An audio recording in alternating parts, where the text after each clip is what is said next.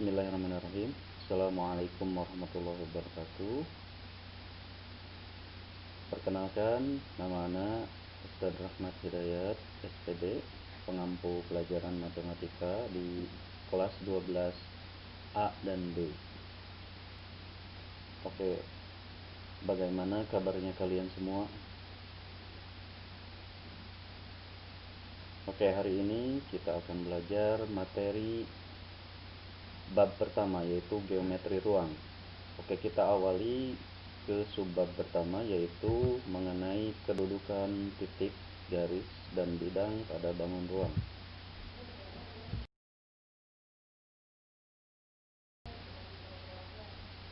Jadi sebelum kita lanjutkan, kita harus tahu dulu definisinya.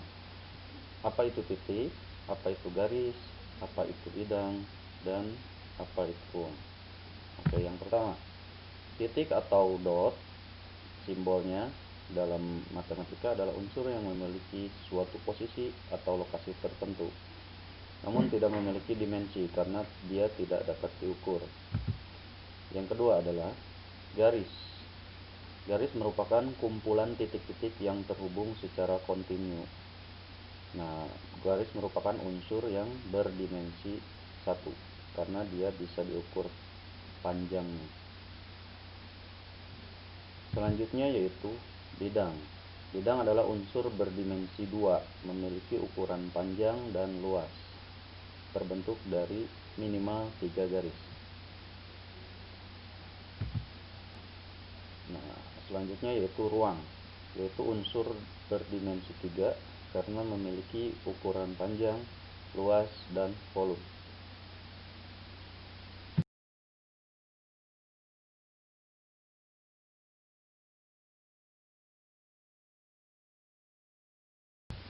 Selanjutnya kita belajar mengingat kembali apa itu kubus, ada berapa titik sudutnya, ada berapa rusuknya, ada berapa sisi atau bidang sisinya, diagonal bidang, diagonal ruang, dan bidang diagonal. Masih ingat? Oke, kalau masih belum ingat, kita lanjutkan saja dulu ya materi hari ini. Fokusnya adalah tentang kedudukan titik terhadap garis yang pertama ya. Nah, ada garis G. Nah, titik A itu merupakan atau kita sebut adalah pada garis G. Terlihat kan itu titiknya itu berada pada garis G. Yang kedua, titik di luar garis. Terlihat di sana adalah titik C di luar garis H.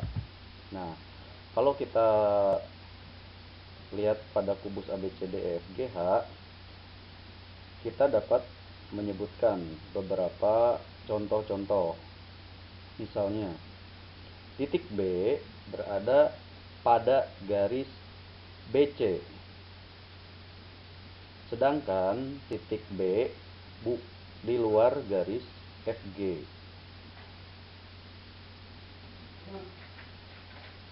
Atau selanjutnya, contoh lainnya adalah titik D berada pada garis DH, sedangkan titik D di luar garis EH.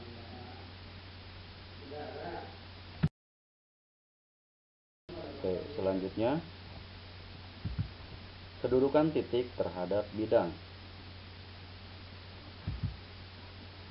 Ada dua, yaitu titik berada pada bidang. Kita misalkan di sini adalah bidang alfa, dan titik di luar bidang. Kita misalkan di sini adalah bidang beta. Bisa dimengerti ya dari gambar tersebut. Oke, kita lihat contoh lainnya. Nah, ini adalah titik A berada di luar bidang V.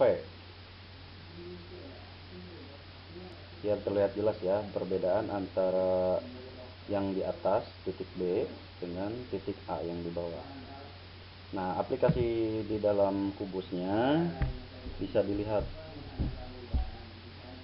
Titik B misalkan berada pada bidang AB, CD, atau titik B berada pada bidang ABFE, atau titik B berada pada bidang BCGF. Paham sampai di sana? Nah, selanjutnya untuk titik yang di luar bidang, kita misalkan titik A berada di luar BCGF, atau titik H berada di luar ABCD. Oke, semoga contoh-contoh tersebut bisa dipahami ya. Oke, kita lanjut ke kedudukan garis terhadap garis. Di sini ada 4 ya, ada saling berpotongan, saling berimpit, saling sejajar, dan saling bersilangan. Nah, garis yang saling berpotongan itu minimal garis yang saling berpotongan itu tepat satu titik ya, ada satu titik temu di antara dua garis tersebut. Sedangkan garis yang saling berimpit itu semua titik-titik yang berada pada garis G misalkan itu harus sama posisinya dengan titik-titik pada garis H. Sedangkan garis G atau garis yang saling sejajar yaitu garis yang tidak memiliki titik temu. Secara definisi tadi kan garis itu merupakan kumpulan titik-titik yang berjejer dan kontinu. Artinya pada garis yang saling sejajar, titik-titik pada garis G, misalkan pada gambar tersebut, itu memiliki jarak yang sama terhadap titik-titik yang berada pada garis H. Sedangkan yang keempat, garis yang saling bersilangan adalah dapat dicirikan yaitu 1. Tidak berpotongan, 2. Tidak sejajar, dan 3. Biasanya berada pada beda bidang gitu. Tapi kalau pada satu bidang juga bisa terlihat pada gambar yang keempat. Oke, aplikasi pada kubus misalkan untuk garis berpotongan ya, misalkan garis AB berpotongan dengan garis BF, atau garis AB berpotongan dengan garis BC, atau garis AB berpotongan dengan garis BG.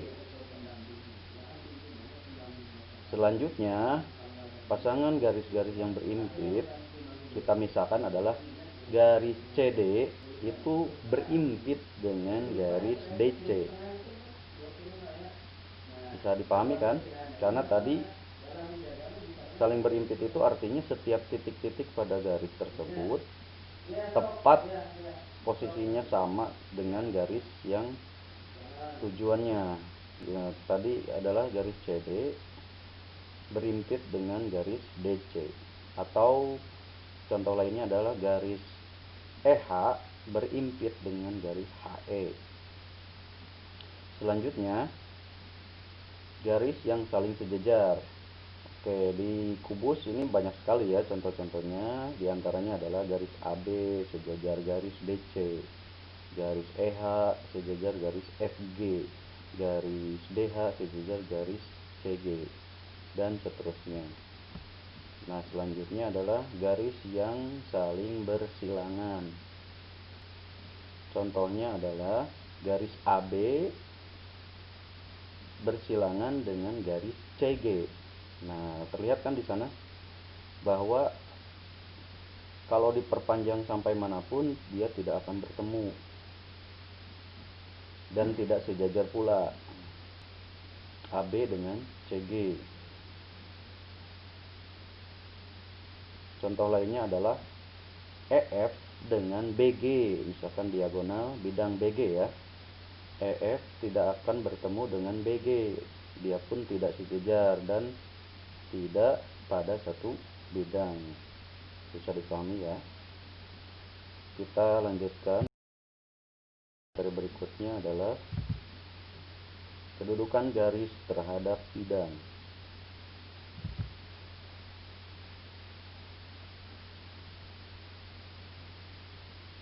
Di sini ada 3 ya.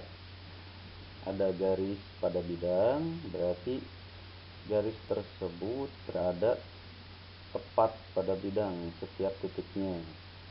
Ada garis di luar bidang, berarti setiap titik-titik pada garis tersebut berada di luar bidang. Dan ada garis yang berpotongan atau menembus suatu bidang, artinya dia memiliki titik persekutuan atau titik temu, yaitu kalau dilihat di gambar yang berwarna ungu itu berpotongan di titik A.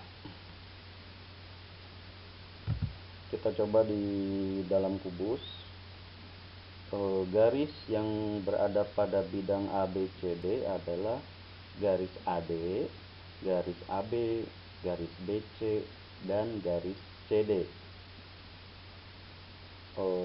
Untuk rusuknya ya, untuk diagonal bidangnya adalah garis AC dan garis BD, itu merupakan garis-garis yang berada pada bidang ABCD. Tentu pada bidang lainnya pun ada banyak ya, tinggal dipelajari lebih lanjut. Oke, untuk selanjutnya garis yang berada di luar bidang.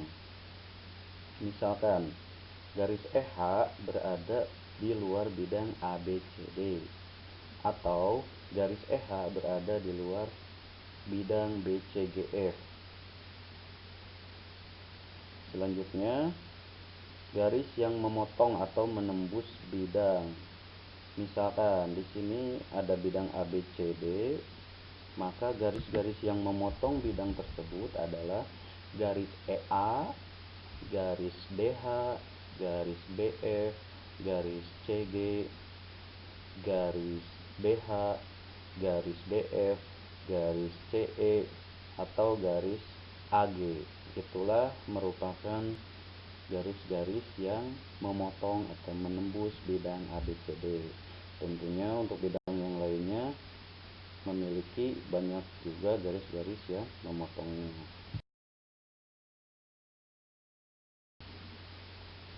Selanjutnya, kedudukan bidang terhadap bidang. Ada 3 ya di sini, yaitu saling berimpit. Artinya tadi sama ya, berarti setiap titik pada bidang tersebut tepat posisinya dengan bidang lainnya. Yang kedua adalah saling sejajar. Yang ketiga adalah saling berpotongan. Kita lihat aplikasi di kubus. Misalkan untuk bidang yang saling berimpit, misalkan bidang ADHE itu berimpit dengan bidang EHDA.